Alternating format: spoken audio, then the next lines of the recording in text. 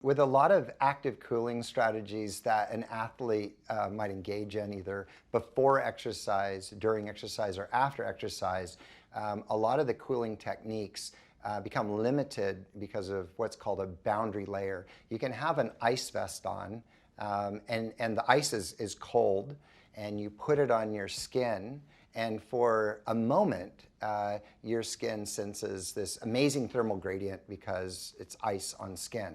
But in a very, very short period of time, that very thin layer of where the ice is touching the skin, it warms up. And so you will get a boundary layer where there's a very thin layer of water that's almost skin temperature, even though right behind it there's ice. So you think you're wearing an ice vest, but in fact, the cooling power is greatly limited. And this can happen as well if you're trying to conduct heat away from the body, say even with this Palmer cooling.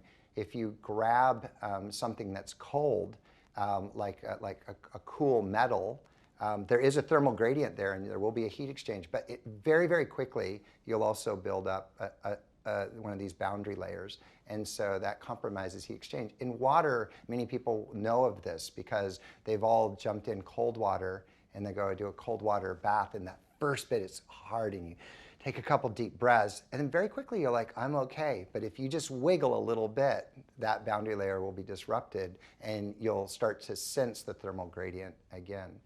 The advantage of a device like CoolMitt is that there's no way to build a boundary layer because it's flowing water. So every time you transfer heat, that warmed water is removed away from the surface of the skin, and it just keeps going and going. So it's just wicking away. It's just mopping up the heat and moving it out of the body, and then there's a heat transfer away from the body, so you just get a continuous flow of cool water. And that's one of the great advantages of circulating water across the skin.